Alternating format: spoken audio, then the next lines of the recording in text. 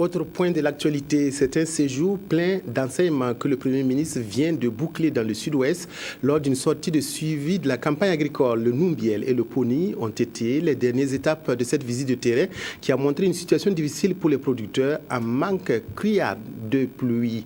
Le chef du gouvernement a de ce fait encouragé les exploitants agricoles à adopter des comportements de résilience. Reportage Ernest Kambiré. Une opération d'entretien sur un sol sec, une autre de la boue en plein mois d'août. Nous sommes dans le Numbiel au sud-ouest du Burkina.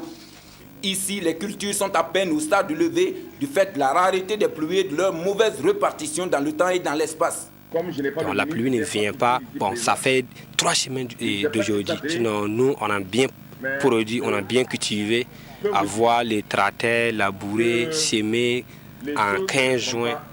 Et puis, bon, c'est le premier de la pluie. Dans cette partie de la région habituellement bien arrosée, le Premier ministre chef du gouvernement est allé constater cette situation difficile et encourager les producteurs à adopter des comportements plus résilients. C'est l'un des messages essentiels lancés aux producteurs du Burkina depuis ce bas-fond rizicole de Wadiel à la frontière ghanéenne par le Premier ministre Luc Adolphe Thiaw, dont le gouvernement pourrait envisager de faire appel au programme Saga pour sauver aujourd'hui ce qui peut l'être. Vous voyez, nous sommes... Ce que vous avez en arrière-plan, c'est un grand périmètre exploité par à peu près 180 personnes, donc plus d'une centaine de femmes qui vivent en grande partie de cette production.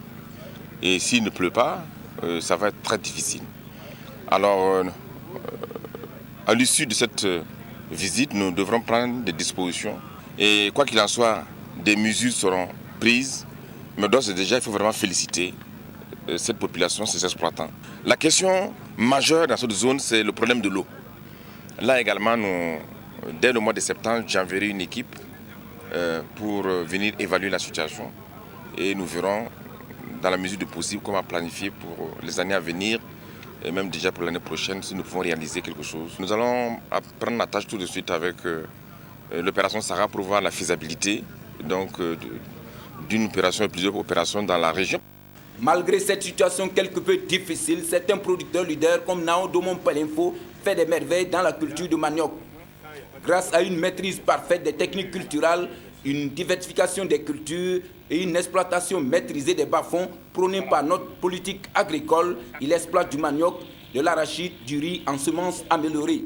Sur toutes mes exploitations autour de ce fleuve-là, le fleuve Poni là, ça tourne autour de 150 hectares et plus. Reparti sur 67 hectares de manioc et le reste je fais du maïs et du riz accompagné comme vous avez vu. C'est ce que nous souhaitons vraiment pour le Burkina Faso, qu'il y ait des entrepreneurs ici très dynamiques à l'instar de M. Palinfo, dont nous sommes venus visiter l'exploitation. Ce que j'ai pu constater, c'est que c'est le plus grand producteur, semble-t-il, en matière de manioc. Et celui qui fournit les boutures pratiquement pour une certaine variété pour pratiquement tout le pays. Dans le domaine de l'élevage, il est question aujourd'hui pour l'État burkinabé de faire en sorte que ce secteur soit compétitif, respectueux de l'environnement autour duquel s'organisent de véritables chaînes de valeur portées par des filières professionnelles tournées vers le marché.